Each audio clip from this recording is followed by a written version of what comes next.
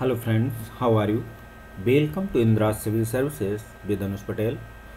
कैसे हैं आप सभी लोग? हम लोग बात कर रहे थे क्लास 7th की एनसीईआरटी हमारे अतीत आवर पास्ट पार्ट 2 या हमारे अतीत भाग 2 तो देखेंगे इसमें। और चैप्टर का नाम है, हम लोग इसके चैप्टर 3 पे हैं। पहले पार्ट को कंप्लीट कर चुके हैं और दिल्ली के सुल्तानों के बारे में जाना कि सल्तनत काल में दिल्ली कैसे बसी, दिल्ली पर किन किन का राज रहा, दिल्ली पे सल्तनत या युग की शुरुआत कैसे होती है, सल्तनत युग में कितने जो हैं राजवंश हुए, आप देख सकते हैं। इन सभी पे हम चर्चा कर चुके हैं। इससे पहले हम बात करेंगे कि हमें एनसीईआरटी क्यों पढ़नी चाहिए, तो इस पे हम सबसे पहले आपसे चर्चा करते हैं हर वीडियो में। तो इस वीडियो में भी हम आपसे सबसे पहले इसी बात पे चर्चा करेंगे। तो देख सकते हैं कि हमें एनसीईआरटी क्यों पढ़नी चाहिए। सबसे पहले हमको, अगर आप यूपीएससी दे रहे हैं, यूपीएससी का मतलब है एनडीए, सीडीएस, अन्य एग्ज़ाम, इसके बाद CSC, UPPCS and other state PCS exam, pre cum mains के हिसाब से वनडे एग्ज़ाम, खासकर आप देख सकते हैं ऑप्शनल सब्जेक्ट अगर आपका क्या है, हिस्ट्री है, यूपीएससी, सीएससी, पीसीएस में यूपीपीसीएस दे रहे हैं, नेट दे रहे हैं, पीजीटी दे रहे हैं, तब भी आपको किताबों को पढ़ना चाहिए। साथ में आप देखेंगे कि अगर आप क्लास यूपीपीसीएस का सिलेबस देखेंगे तो मेंस का, तो कहीं ना कहीं आपको जो आर्ट एंड कल्चर, बुद्ध या बहुत सारे ऐसी चीज़ें हैं जो आपको एनसीईआरटी में ही दिखेंगी। मेंस में जो एशियंट रीजन से आपको क्वेश्चन वहाँ से उठते हैं, खासकर बुद्ध या साहित्य की, जो बुद्ध और समकालीन लिटरेचर की जो फिलॉसफी है, कहीं ना कहीं जो कल्चर से जुड़ा हुआ है वहाँ भी देख सकते हैं, यहाँ से मिल सकता है। दूसरा, अगर आप इन एनसीईआरटीज़ को पढ़ते हैं तो कहीं ना कहीं आपके आर्ट एंड कल्चर वाला पार्ट है, ठीक है। साथ ही आप ये देख सकते हैं कि इंडियन सोसाइटी के बारे में कुछ जानकारी मिलेगी आपको, ठीक। और कैसे नए राज्यों का कुछ नई टेक्निक, एग्रीगेशन के बारे में आपको नई नई जानकारी मिल रही है, बहुत सारी चीज़ें तो आप देखेंगे इस संदर्भ में। तो दिल्ली के सुल्तानों के बारे में हम देख रहे थे, हम इस पर एक पार्ट कंप्लीट कर चुके हैं, देख सकते हैं। आज हम चर्चा करेंगे दिल्ली सल्तनत का विस्तार गैरीसन शहर से साम्राज्य तक।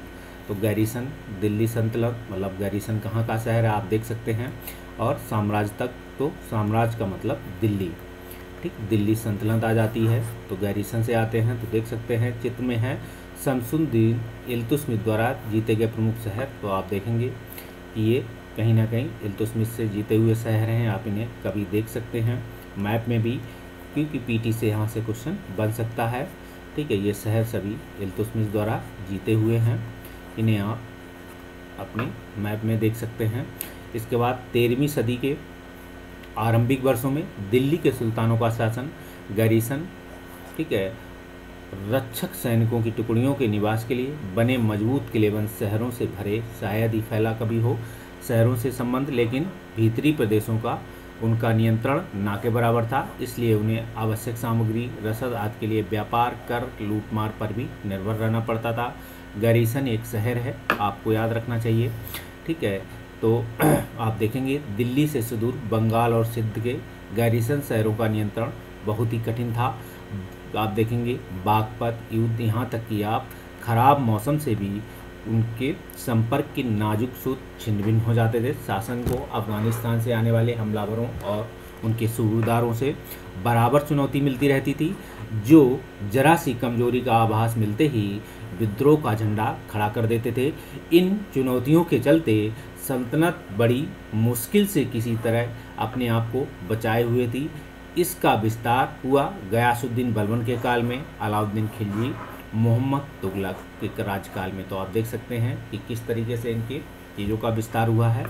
तो और गैरीसन शहरों के बारे में बताया है कि जहाँ कभी पीटी में पूछा जाए कि गैरीसन शहर क्या है, तो आप देखें रक्षक सैनिकों की टुकड़ियों के निवास के लिए मजबूत किलेबंद शहरों पर। तो आप देख सकते हैं गैरीसिनों के नाम से इस संदर्भ, इस वर्ड को पीटी में कभी आपसे पूछा जा सकता है। साथ में ही आप देखेंगे सल्तनत की भीतरी सीमाओं में जो अभियान चले हैं, उनका लक्ष्य ये था कि गैरीसन शहरों की पृष्ठभूमि में स्थित भीतरी क्षेत्रों की स्थिति को मजबूत करना।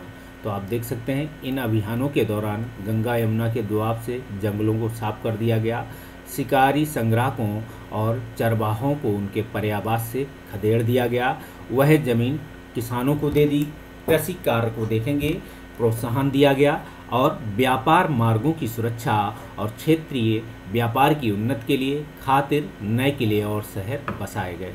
इन शहरों में देखेंगे दूसरा विस्तार है सल्तनत की बाहरी सीमा पर हुआ। अलाउद्दीन खिलजी के शासनकाल में दक्षिण भारत के लक्ष्य जो है सैनिक अभियान शुरू हुए, आप इनको देख सकते हैं मानचित्र में, ठीक। और ये अभियान मोहम्मद बिन तुगलक के समय अपनी चरम सीमा पर पहुँचे। इन अभियानों में सल्तनत की सेनाओं ने हाथी, घोड़े और गुलाम मूल्यवान धातुएं अपने कब्जे में ले ली। दिल्ली सल्तनत की सीमाओं की सुरक्षा जो शुरुआत थी अपेक्षाकृत कमज़ोर थी, मगर 150 वर्ष बाद मोहम्मद तुगलक के राज्यकाल के अंत तक इस उपमहाद्वीप का एक विशाल क्षेत्र इसके युद्ध अभियान के अंतर्गत आ चुका था। इसने शत्रुओं की सेनाओं को परास्त किया, शहरों पर कब्जा किया। इसके सूबेदार और प्रशासक मुकदमे में फैसले सुनाते थे। तो आप देख सकते हैं किस तरीके से काम होता था। इसने शत्रुओं की सेनाओं को जो परास्त किया, शहरों पर कब्जा किए, यहाँ के जो सूबेदार और प्रशासक थे मुकदमों पर ही फैसला सुनाते थे। और आप ये देखेंगे कि किसानों से कर वसूलते थे, लेकिन इतने विशाल क्षेत्र पर नियंत्रण की सीमा तक और कितना प्रभावी था, ये सवाल एक बना हुआ था, ठीक। इसे देख सकते हैं। तो आप अलाउद्दीन खिलजी का दक्षिण भारत अभियान देख सकते हैं। ये दक्षिण भारत अभियान देख सकते हैं, दिल्ली से निकलते हैं। पहला अभियान देख सकते हैं कि गुजरात जाते हैं तो 1229 में, फिर इसके बाद चित्तौड़ जाते हैं 1303 में, इसके बाद आप देखेंगे 1305 में मांडू, और फिर 1301 में आप देखेंगे रणथंभौर। इसके बाद यहीं से आप देख सकते हैं बहुत सारे अभियान। जब मांडू जाते हैं तो मांडू से आगे बढ़ते हैं तो देवगिरी पहुंचते हैं, ठीक है।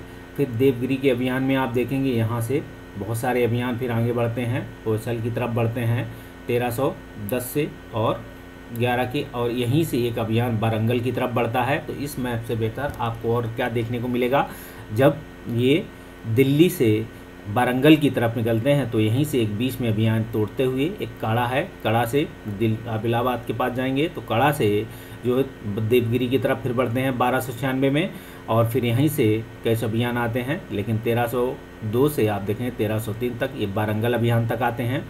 इसके बाद इसी जब देवगिरी पहुंचते हैं तो देवगिरी से इनके कई अभियान बढ़ते हैं, एक वारंगल की तरफ बढ़ता है इधर से, दूसरा आप देखेंगे होयसल की तरफ बढ़ता है, और जब ये द्वार समुद्रम पहुंचते हैं फिर द्वार समुद्रम से एक अभियान इनका 1311 में आप देखेंगे मदुरई और तंजावुर तक इनका अभियान रहता है। तो इससे आप दक्षिण भारत में कहाँ तक गए हैं तो याद रखिएगा तंजावुर या मदुरई, इन अभियानों को याद रखिएगा। सबसे नीचे तक गए हुए हैं सैनिक अभियान है ये अलाउद्दीन खिलजी के। तो इसमें क्वेश्चन कभी पूछा जाए पीटी में तो ये पीटी पॉइंट ऑफ व्यू से इम्पॉर्टेंट है, आप इसे देख सकते हैं। अब आप देखेंगे 12वीं सदी के आखिरी दशक में बनी कुतुब अल इस्लाम मस्जिद तथा उनकी मीनारें, यहाँ जामा मस्जिद दिल्ली के सुल्तानों द्वारा बनाए गए सबसे पहले शहरों में स्थित थे। इतिहास देखेंगे में इस शहर को दिल्ली कोहिना पुराना शहर कहा गया है। इस मस्जिद का इल्तुतमिश और अलाउद्दीन खिलजी ने और विस्तार किया। तो आप देखेंगे किस लोगों ने विस्तार किए हैं, 12वीं सदी के दौर में आते हैं। तो कुतुब अल इस्लाम मस्जिद की मीनारें आप इस मिजाज को देख सकते हैं, ठीक है। और जामा मस्जिद तो इसे भी देख सकते हैं, दिल्ली के सुल्तानों द्वारा बनाए गए सबसे पहले शहर में स्थित हैं। इनको आप जाके अभी भी देख सकते हैं। इतिहास में इस शहर को दिल्ली कोहिना पुराना शहर, और इस मस्जिद का इल्तुतमिश और अलाउद्दीन खिलजी ने विस्तार किया। तो आप देख सकते हैं बनाई किसी और ने, विस्तार का काम अलाउद्दीन खिलजी और इल्तुतमिश का आता है। तो इसे याद रखें, पीटी में कभी क्वेश्चन पूछा जाए।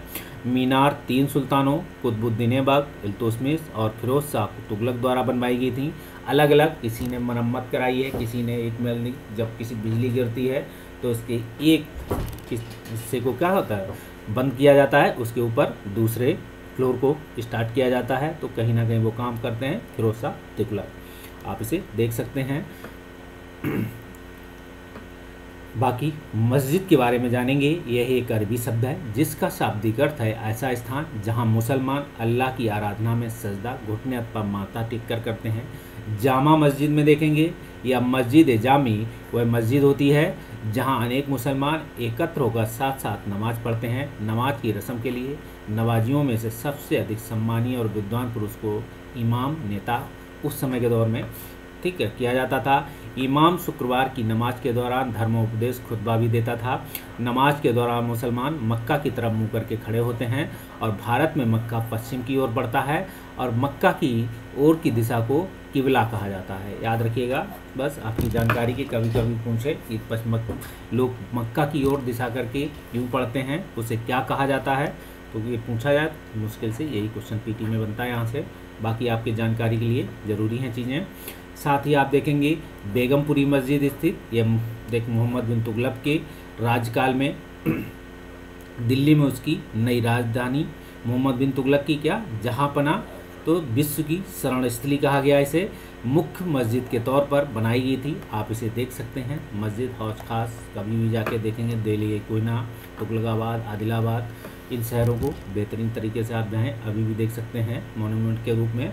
दिल्ली के सुल्तानों ने सारे उपमहाद्वीप के अनेक शहरों में मस्जिदें बनवाई हैं। इसमें उनके मुसलमान और इस्लाम के रक्षक होने के दावे का बल मिलता था। समान आचार संहिता और आस्था का पालन करने वाले श्रद्धालुओं के परस्पर एक समुदाय से जुड़े होते थे। आप देखेंगे चित्र में मोट की मस्जिद है, सिकंदर लोदी के शासनकाल में यह उसके मंत्री द्वारा बनवाई गई थी। आप इसे देखेंगे, इसके बोध का उत्पन्न करने से ही मस्जिदें सहायक थीं। एक समुदाय का अंग होने के बोध को प्रबल करना जरूरी था क्योंकि मुसलमान अनेक भिन्न भिन्न प्रकार की पृष्ठभूमियों से आते थे। देखेंगे कमाली की मस्जिद 1550 के दशक के आखिरी दिनों में निर्मित होती है। तो जमाली कामली जो थी मस्जिद, तो इसे आप देख सकते हैं। मच्छर आ रहा है बहुत, आपको बीच बीच में डिस्टर्बेंस हो रहा होगा। तो जमाली कमाली की मस्जिद 1250 के दशक के आखिरी दिनों में निर्मित होती है। तो जामली कामली की मस्जिद आप देख सकते हैं, कमाली, ठीक है। अब हम देखेंगे खिलजी, और बहुत ज़्यादा इसमें कुछ खास नहीं था। आप इनके मोनूमेंट्स को देख सकते हैं, इनके आर्किटेक्चर्स को देख सकते हैं। इसमें इंडियन आर्किटेक्चर फारसी किस किस चीज़ का मिक्सचर हुआ है। या खिलजी और तुगलक वंश के अंतर्गत प्रशासन और समेकित देख सकते हैं। नज़दीक से एक नज़र देखेंगे, दिल्ली सल्तनत जैसे विशाल साम्राज्य के समेकन के लिए विश्वसनीय सूबेदारों और प्रशासकों की जरूरत थी। दिल्ली के आरंभिक सुल्तान विशेषकर इल्तुतमिश सामंतों जमींदारों के स्थान पर अपने विशेष गुलामों को सूबेदार नियुक्त करना अधिक पसंद करते थे। इन गुलामों को फारसी में आप देखेंगे बदंगा कहा जाता था। तो आप इसे देख सकते हैं कि इन्हें बदंगा कहा जाता था। तो दिल्ली के सुल्तान विशाल साम्राज्य के समेकन के लिए विश्वसनीय सूबेदारों प्रशासकों की ज़रूरत थी। दिल्ली के आरंभिक सुल्तान देख सकते हैं कौन थे, विशेषकर इल्तुतमिश थे। सामंतों और जमींदारों के स्थान पर अपने विशेष गुलामों को सूबेदार नियुक्त करना अधिक पसंद करते थे। इन गुलामों को फारसी में बदंगा कहा जाता था। ठीक, तो इन्हें याद रखिएगा। ये क्वेश्चन आपसे कभी पूछा जाए पीटी में क्या कहा जाता है। साथ में आप देखेंगे कि इन्हें सैनिक सेवा के लिए खरीदा जाता था और राज्य के कुछ बहुत ही महत्वपूर्ण राजनीतिक पदों पर काम करने के लिए बड़ी सावधानी से प्रशिक्षित किया जाता था। चूँकि वे पूरी तरीके से क्या था, अपने मालिक पर निर्भर रहते थे, इसलिए सुल्तान भी विश्वास करके उनके पर निर्भर हो सकते थे। तो आप देख सकते थे कुतुबुद्दीन ऐबक हों चाहे अलाउद्दीन खिलजी हों, कहीं ना कहीं ये गुलामों के गुलाम के रूप में आप देख सकते हैं किसे बोला जाता था। क्वेश्चन पीटी में बनता है। तो बेटों के से बढ़कर गुलाम होते थे, तो सुल्तानों को सलाह दी जाती थी जिस गुलाम को हमने पाला पोसा आगे बढ़ाया उसकी हम देखभाल करनी चाहिए, क्योंकि तकदीर अच्छी हो तभी पूरी ज़िंदगी में कभी कभी योग्य और अनुभवी गुलाम मिलते हैं। बुद्धिमानों का कहना है कि योग्य और अनुभवी गुलाम बेटे से बढ़कर होते थे। उसमें एक नाम अलाउद्दीन खिलजी का भी आता है, कहीं ना कहीं देख सकते हैं। तो आपको गुलामों के बेटे से बढ़कर मानने का कोई कारण समझ में आता है। क्वेश्चन है आपसे, समझ सकते हैं आप। कुछ समझ में आए तो आप ज़रूर लिखें। तो खिलजी और तुगलक जो शासक थे बदंगा का इस्तेमाल करते रहे। ठीक है, खिलजी तथा तुगलक शासक, खिलजी क्या थे, बदंगा का इस्तेमाल करते रहे और साथ ही अपने पर आश्रित निम्न वर्गों के लोगों को ऊंचे राजनीतिक पदों पर भी बैठाते रहे। ऐसे लोगों को सेनापति, सूबेदार जैसे पद दिए जाते थे, लेकिन राजनीतिक अस्थिरता भी इससे कभी कभी पैदा होती थी। गुलाम आश्रित थे। गुलाम क्या था? गुलाम और आश्रित अपने मालिकों और संरक्षकों के प्रति तो वफादार रहते थे, मगर उनके उत्तराधिकारियों के प्रति नहीं। तो आप देख सकते थे जो गुलाम और आश्रित थे वो अपने मालिक या जिनके अपने संरक्षकों के प्रति, लेकिन उनके जो उत्तराधिकारी मतलब उनके जो बेटे हैं या उनके प्रति वो वफादार नहीं रहते थे। नए सुल्तानों के अपने नौकर होते थे। फलस्वरूप किसी नए शासक के सिंहासन पर बैठते ही प्रायः नए और पुराने सरदारों के बीच टकरार शुरू हो जाती थी और सुल्तानों द्वारा निचले तबके के लोगों को संरक्षण दिए जाने के कारण उच्च वर्ग के कई लोगों को गहरा धक्का लगता था। कब और फारसी तवारीफ के लेखकों ने निचले खानदान के लोगों को ऊंचे पदों पर बैठाने के लिए दिल्ली के सुल्तानों की आलोचना करी। तो आप देखेंगे दिल्ली निचले खानदान के लोगों को ऊंचे पदों पर बैठाने के लिए दिल्ली के सुल्तानों की आलोचना की गई। मोहम्मद, आप देखेंगे सुल्तान मोहम्मद तुगलक के अधिकारी जन थे। तो आप देखेंगे सुल्तान मोहम्मद तुगलक के अजीज खुमार नामक कलाल, शराब बनाने और बेचने वाला फिरूज हज्जाम नामक नई मत का आप देखेंगे बावर्ची, लड्डा और पीरा नामक मालिकों को ऊंचे प्रशासनिक पदों पर बैठाया जाता था। 14वीं शताब्दी के मध्य में इतिहासकार जियाउद्दीन बर्नी ने इस नियुक्तियों का उल्लेख सुल्तान के राजनीतिक विवेक के नाश और देख सकते हैं शासन की अक्षमता के उदाहरण के रूप में किया है। आप इन्हें देखेंगे। आपके ख्याल से बर्नी ने सुल्तानों की आलोचना क्यों की थी, आप इन्हें देख सकते हैं। सबसे पहले सुल्तानों की तरह खिलजी और तुगलक शासकों ने भी सेना नायकों को भिन्न भिन्न आकार के इलाकों के सूबेदार के रूप में नियुक्त किया। ये इलाके इक्ता कहलाते थे। तो आप देख सकते थे इक्ता किसे कहा जाता था? जो भिन्न भिन्न इलाके थे, इलाकों को किसी खास एरिया को इक्ता कहा जाता था। यहाँ सूबेदार पद होते थे। आप देखेंगे जैसे मुगल काल में कहा जाता था सरकार को जिला कहा जाता, वैसे इक्ता होता था। इन्हें संभालने वाले उत्तराधिकारी इक्तादार या मुफ्ती कहलाते थे। और आप ये भी देखेंगे मुफ्ती का फर्ज था कि सैनिक अभियानों का नेतृत्व करना और अपने इक्तों में कानून व्यवस्था आप देखेंगे बनाए रखना, ये भी इनके लिए था। सैनिक सेवाओं के बदले सेवा के रूप में आप देखेंगे मुफ्ती अपने इलाकों से राजस्व की वसूली किया करते थे। राजस्व के रूप में मिली रकम से ही वे सैनिकों को भी तनख्वाह देते थे। तो तनख्वाह का काम राजस्व के रूप में ही मुफ्ती तनख्वाह देते थे। मुफ्ती लोगों पर क्या करते थे? काबू रखने के लिए प्रभावी तरीका यह था कि उन्हें वंश परंपरा से ना चले, ठीक है, उनका वंश परंपरा के आधार पर ना चले मुफ्ती वंश का।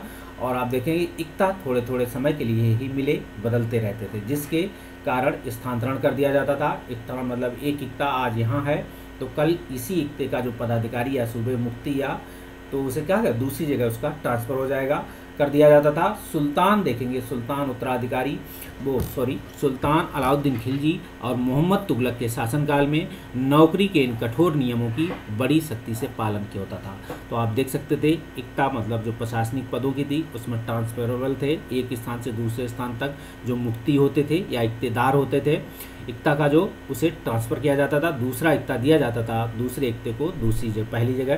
तो इस तरीके से मुफ्ती लोगों द्वारा एकत्रित किए गए राजस्व की रकम का हिसाब लेने के लिए देखेंगे राज्य द्वारा लेखा अधिकारी नियुक्त किए जाते थे।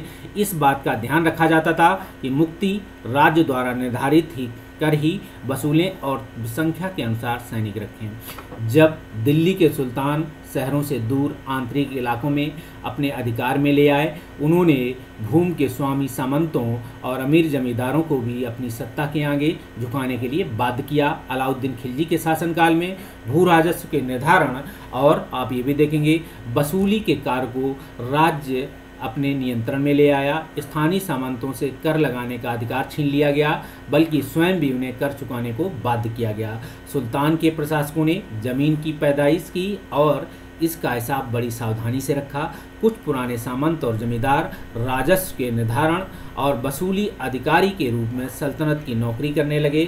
उस समय 3 कर हुआ करते थे। पहला कर है कृषि पर आप देखेंगे जिसे खराज कहा जाता है, जो किसान की उपज का लगभग 50% होता था, मवेशियों पर और घरों पर। तो इस तरीके से कर लगाया जाता था। आप ये भी देखेंगे कि याद रखना जरूरी कि उपमहाद्वीप की इस उपमहाद्वीप का काफ़ी बड़ा हिस्सा दिल्ली के सुल्तानों के अधिकार से बाहर था।